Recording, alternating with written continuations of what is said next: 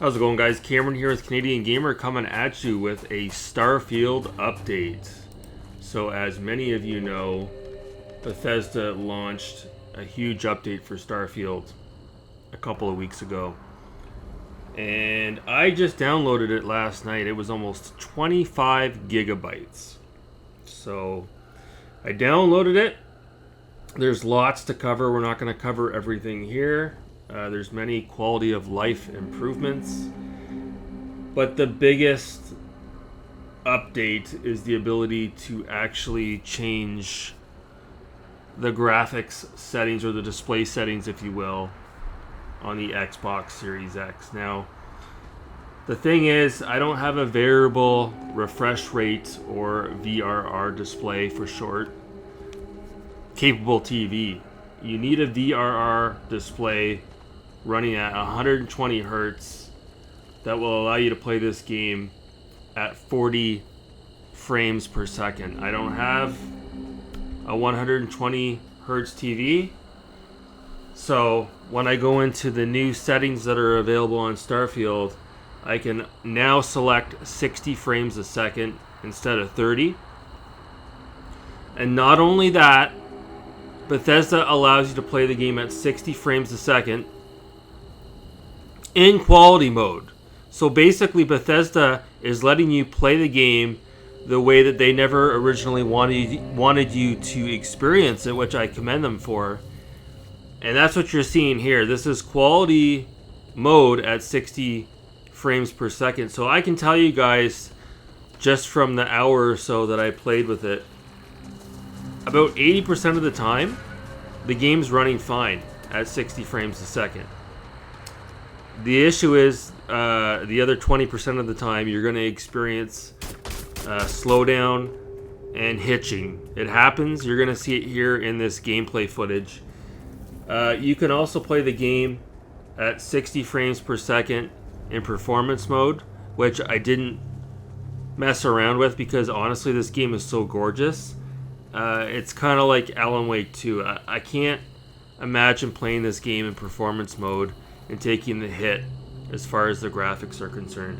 You can also play the game with an uncapped frame rate, but again, you need a VRR display. So that's the next big purchase for me. I'm going to upgrade my TV.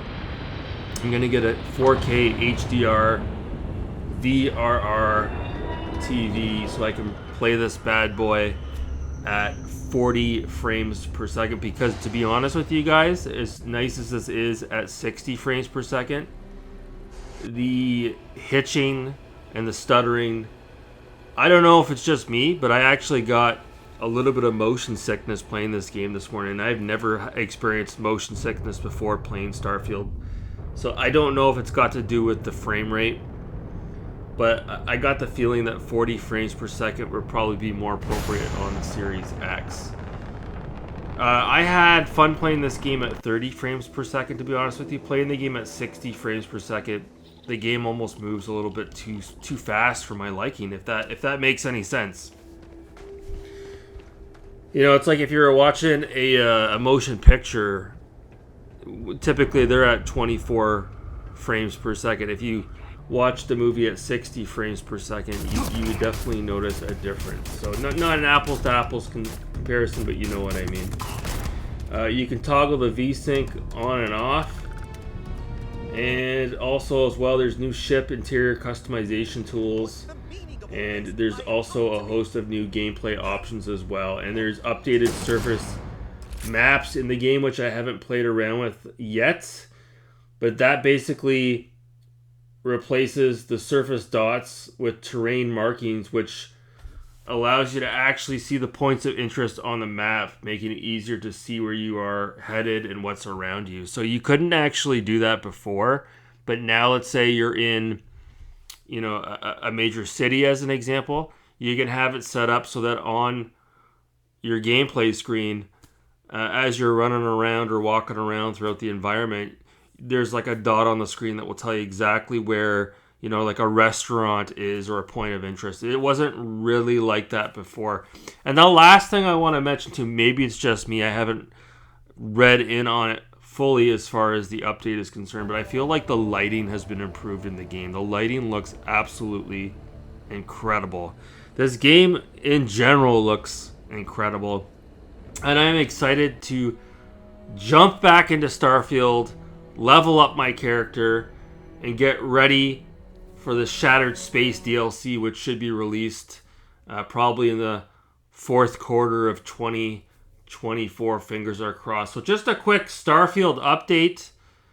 The major Bethesda update that was released, the patch that was released, was well worth the wait. And this game is incredible. Anyways, that's going to do it for this video, guys. Thanks so much for watching. Have a good night.